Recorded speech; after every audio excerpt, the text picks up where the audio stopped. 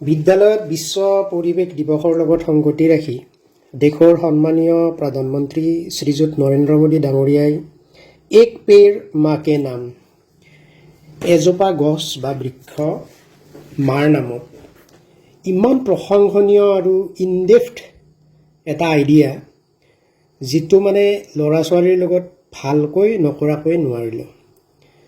এইটোৰ জৰিয়তে ল'ৰা ছোৱালীৰ মাজত নিজৰ বসুমতী মাতৃভূমিৰ প্ৰতি যিটো সেন্সিটিভিটি আৰু নিজৰ মাৰ প্ৰতি যিটো সেন্টিভিটি আৰু প্ৰধানমন্ত্ৰী ডাঙৰীয়াৰ এই কথাটোৱে ভাল লাগিছে, নিজৰ আই আৰু বসুমতীক কেনেদৰে তেখেতৰ এই অভিযানটোৱে সাঙুৰ খুৱাইছে বা একেলগে নিয়াৰ চেষ্টা কৰিছে। ইয়াৰ জৰিয়তে সন্তানসকলৰ ছাত্ৰ ছাত্ৰীসকলৰ যিটো দায়িত্ববোধৰ ভাৱধাৰা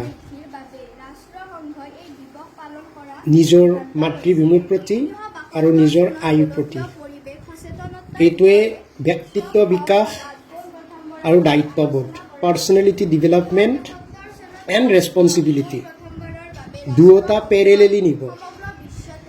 আৰু এই পেৰেলেলি নিয়াৰ লগে লগে আমাৰ মাতৃসকলেও আজি যিখন এক পেৰ মা কে নামৰ বিশ্ব পৰিৱেশ দিৱসৰ যি থিমটো আছিলে এণ্ড প্লাষ্টিক পলিউশ্যন, প্লাষ্টিক প্ৰদূষণক ৰোধ কৰা। গতিকে ইয়াৰ লগত সংগতি ৰাখি দায়িত্ববোধটো কেনেকুৱা যে মাতৃসকলে যেতিয়া বজাৰলৈ যাব বা তেওঁলোকৰ মাক দেউতাকসকলে যেতিয়া বজাৰলৈ যাব তেতিয়া মাতৃসকলৰ গুৰু দায়িত্ব থাকিব হাতত যাতে মনাখন তুলি দিয়ে, যিমান পালি ছিংগল ইউজ প্লাষ্টিক ব্যৱহাৰ নকৰাকৈ থাকক আৰু ৰিইউজেবল এণ্ড ৰিচাইকেল কৰিব পৰা প্লাষ্টিক ইউজ কৰক, যিটোৰ জৰিয়তে আমাৰ বসুমতীত আৰু পৰিৱেশত কুপ্ৰভাৱ নপৰে। এইটোৱে আমাৰ বিজ্ঞান, সমাজ বিজ্ঞান, লেংগুৱেজ এই গোটেইখিনিতে ধুনীয়াকৈ সাঙুৰ খাই আছে, ইণ্টিগ্ৰেট হৈ আছে। আৰু এটা কথা তাতে উনুকিয়াব পাৰি,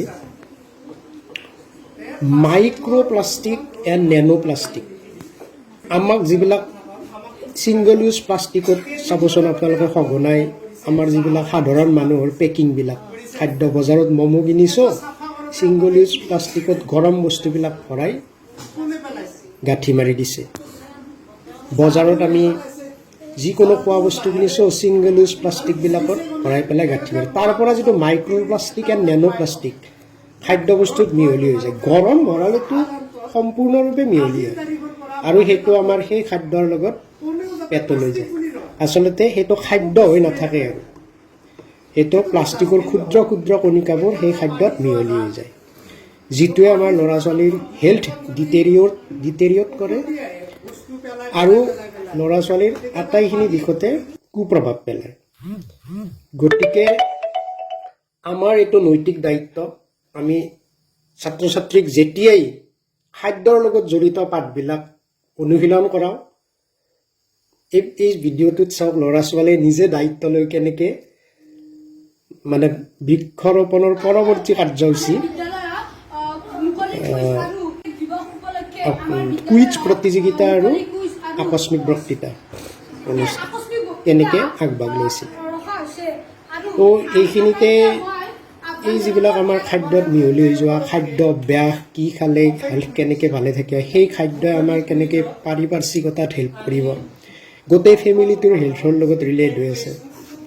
গতিকে এই পৰিৱেশ দিৱসটোত গোটেইখিনি কথা এক হলিষ্টিক এপ্ৰ'চত ল'ৰা ছোৱালীৰ মাজত লৈ যাবলৈ চেষ্টা কৰা হৈছে। আৰু এইটোৱে কাৰিকুলাম আচলতে। আমি যে টেক্সট বুকবিলাক ডিল কৰি থাকোঁ, সেই টেক্সট বুকবিলাকৰ কাৰিকুলামে কি কৈ আছে, হেল্থৰ ইছ্যুবিলাক কৈ আছে। কাৰিকুলামে কি কৈ আছে, আমি কেনেকৈ ছইল কনজাৰ্ভেশ্যন এণ্ড ছইল হেল্থৰ ওপৰত চিন্তা চৰ্চা কৰিম, ৱাটাৰ কনজাৰ্ভেশ্যন এণ্ড ৱাটাৰ হেল্থৰ ওপৰত আমি চিন্তা চৰ্চা কৰিম। এই গোটেইখিনি কথাক আওতাত আনি পেলাই এনেকুৱা ধৰণৰ কাৰ্যপন্থা ডিপাৰ্টমেণ্টৰ ফালৰ পৰা আৰু যেতিয়া সুদক্ষ নেতা দেশত থাকে তেতিয়া এনেকুৱা ধৰণৰ চিন্তা চৰ্চা ছাত্ৰ ছাত্ৰীসকলৰ মনত খোপনি পোটাৰ বাবে এক সুন্দৰ পদ্ধতি, যিটোৱে ল'ৰা ছোৱালী দেখিছেনে আমি কেনেকৈ ক্ৰিয়াকলাপবিলাকত তেওঁলোকো আগুৱাই দিছোঁ, তেওঁলোকে নেতৃত্ব লৈছে, তেওঁলোকে কৈছে আমাৰ কাম হৈছে আমি জাষ্ট তেওঁলোকক গাইড কৰিছোঁ। আৰু they enjoyed the whole day because they planned it. আৰু আমাৰ এবাৰ স্পেচিয়েল কি আছে চাওক, ছাত্ৰ ছাত্ৰী এই ছোৱালীজনীয়ে যে কৈ আছে এটা বেজ পিন্ধি আছে। আমি কালি এটা মানে এক্টিভিটি কৰালোঁ যে প্ৰত্যেকে আৰু আমাকো পিন্ধাইছে, আমাৰ মেডামক দেখিছেনে, মেডামেও পিন্ধি আছে, মোৰো আছিলে বেজ দেখিছে, লক্ষ্য কৰিছে। এই বেজটোত আমি কি কৰিছোঁ, ৱৰ্ল্ড এনভাইৰনমেণ্ট ডে মানে আউটাৰ চাৰ্কেলটোত থাকিব ব্লু কালাৰ, ইনাৰ চাৰ্কেলটোত গ্ৰীণ কালাৰ, তাত নিজৰ নামটো গ্ৰীণ কালাৰত। আৰু এনভাইৰনমেণ্ট ডেৰ এইবাৰৰ যিটো থিম আছিলে এণ্ড প্লাষ্টিক পলিউশ্যন, প্লাষ্টিক প্ৰদূষণ ৰোধ কৰা, সেইটোক আমি সেই থিমটোক আমাৰ বেজটোত হাইলাইট কৰা হৈছিলে। এতিয়া সেইটো যেতিয়া পিন্ধিছে তেওঁৰ এই চিন্তাখিনি অট'মেটিকেলি মন মগজুত থিতাপি লৈছে। এই আকস্মিক বক্তৃতাত তেওঁলোকে নিজে নিজে কেনেকৈ বক্তৃতা প্ৰদান কৰিছে, তো এইটো সঁচাই প্ৰশংসনীয়। খুব ভাল লাগিছে আমাৰ মানে যে এনেকুৱা কাম কাজত আমি নিজকে নিয়োজিত কৰাৰ সুযোগ পাইছোঁ। আৰু দেশৰ প্ৰধানমন্ত্ৰী ডাঙৰীয়াৰ এই চিন্তাক সঁচাকৈ শলাগিছোঁ।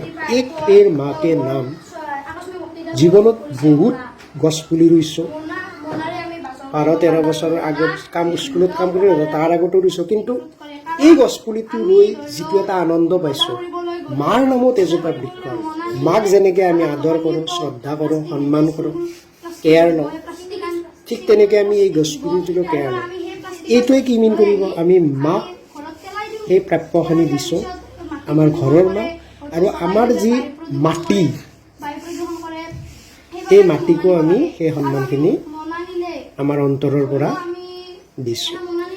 গতিকে এনেকুৱা ধৰণৰ পদক্ষেপে কাৰিকুলামক ইজি কৰাত সহায় কৰে, কাৰিকুলামক শিক্ষাৰ্থীসকলৰ দৈনিক জীৱনত জড়িত কৰোৱাত সহায় কৰে।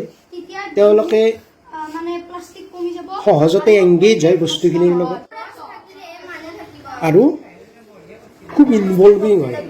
আৰু পেৰেণ্টছখিনি, মাকখিনি যেতিয়া স্কুলত আহিছে ইমান মটিভেট হৈছে, মানে আমাৰ গাঁও প্ৰধানো আহিছে, ইমান মটিভেট হৈছে। আমি লোকেল ফেষ্টিভেলছবিলাকক ইয়াৰ লগত কানেক্ট কৰিছোঁ, কেনেকৈ আমি প্লাষ্টিক ফ্ৰী কৰিব পাৰোঁ লোকেল ফেষ্টিভেলটো, আৰু যাৰ কাষত এটা জান আছে সেই জানটোক আমি কেনেকৈ প্লাষ্টিক ফ্ৰী কৰিব পাৰোঁ।